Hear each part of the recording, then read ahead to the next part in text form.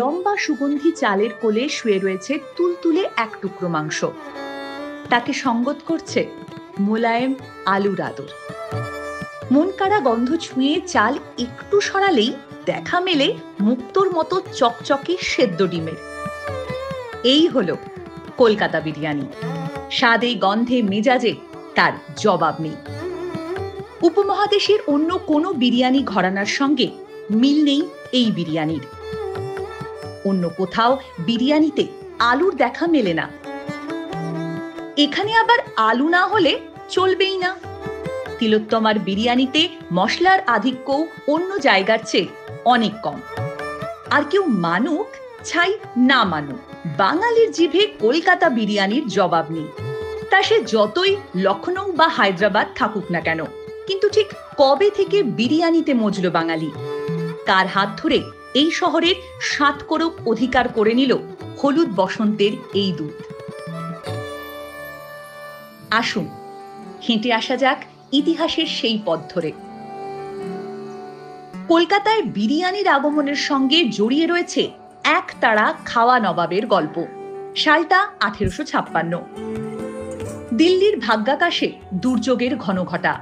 আর 1 বছর পরেই গোটা উত্তর ভারতে দাউ দাউ করে জ্বলে উঠল সিপাহী বিদ্রোহের আগুন। ইস্ট ইন্ডিয়া কোম্পানির নির্দেশে প্রাণের চেয়েও প্রিয় লখনৌ ছেড়ে কলকাতায় চলে এলেন আওয়াধের শেষ নবাব ওয়াজেদ আলী শাহ। 1856 সালের 6 মে এই শহরে পা রাখলেন তিনি। এই চলে আসার সঙ্গে জড়িয়ে রয়েছে কান্না ভেজা ইতিহাস, শিকড় হারানোর যন্ত্রণা।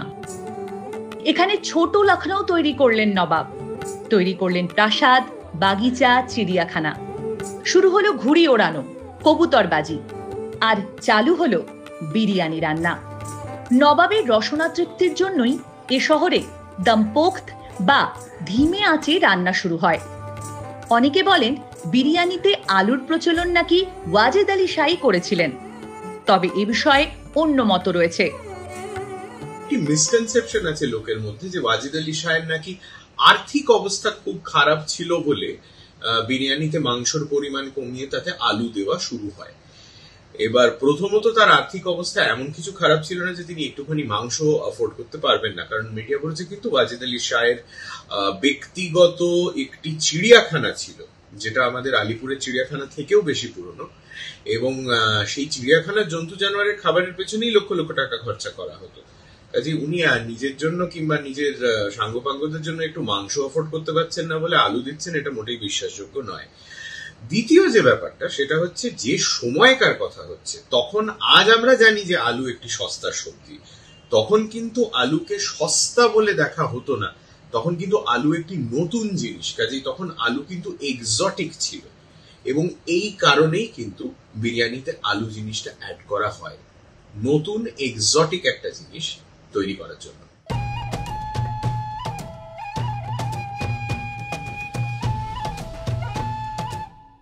এরপর পেরিয়ে গিয়েছে 165 বছর। লাল শালুতে ঢাকা বিরিয়ানির হাঁড়ি মন জিতে নিয়েছে বাঙালির। শহরের নামজাদা বিরিয়ানির চেনগুলো তো আছেই, তেমনি মোড়ে মোড়ে গড়ে উঠেছে বিরিয়ানির কুটির শিল্প। শহরের অন্যতম সেরা বিরিয়ানি রেস্তোরাঁর শেফ বললেন এমনই হরেক বিরিয়ানির কথা। Hyderabadi biryani is from the house of Nizams, যেখানে ওটা ইয়োগার্ট বা টক দই দিয়ে ম্যারিনেট করা হয় আর হার্বস যায়, and it is much more richer, creamier, smoother than the nawabi style. আর কলকাতা বিরিয়ানির একটা নিজস্বতা আছে, সেই নিজস্বতা হলো সবচেয়ে মাইল্ড, ফ্রেগ্রেন্ট, সুন্দর blend of spices and definitely accompanied with potato and egg.